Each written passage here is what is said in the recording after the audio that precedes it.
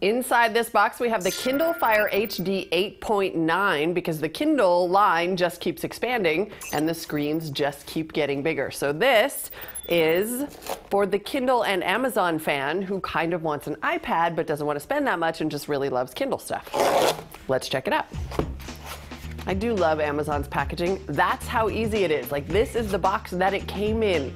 I love it, although I miss my box cutter. All right. Here we go. Now this is kind of an interesting size tablet. 8.9 sits right between the 7.9-inch iPad mini and then maybe a 10-inch iPad or Nexus 10.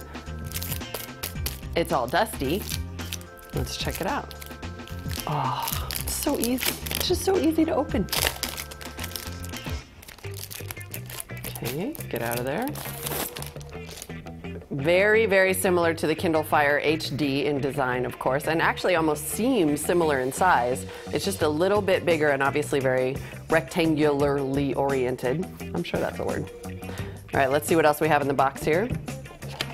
Amazon continuing to leave out the power brick with its chargers. Now there's some controversy about this, and I've come down on both sides of the fence, to be honest, but I kind of feel like everybody at this point probably does have some sort of a brick or a computer, so I appreciate at least the lack of waste. I also appreciate the fact that this is a nice, long charging cable. I'm never gonna get over that obsession. All right, that is basically it. Some instructions here.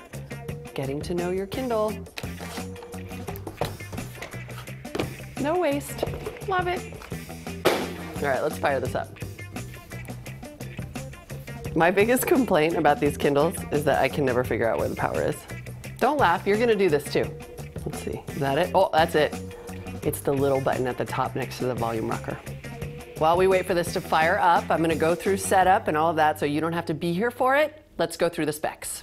The Kindle Fire has, as I mentioned, an 8.9-inch HD display. It's extremely beautiful, this display. 1920 by 1200 pixel resolution.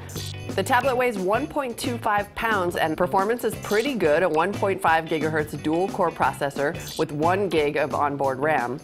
Memory starts at 16 gigs and that price is just $299. It does go up from there, and for 32 gigs with LTE, you'll pay $499. Now compared to an iPad, that's a good price. It runs the Amazon version of Android, which means you won't get all the apps available in the Android App Store, but you'll get plenty. Battery life is pretty good according to Amazon, 10 hours of continuous use. In terms of ports, you get micro USB and micro HDMI. It also has a front-facing camera for video conferencing or taking pictures. The Kindle Fire HD has dual stereo speakers that sound pretty good, and you can watch shows in high def up to 1080p.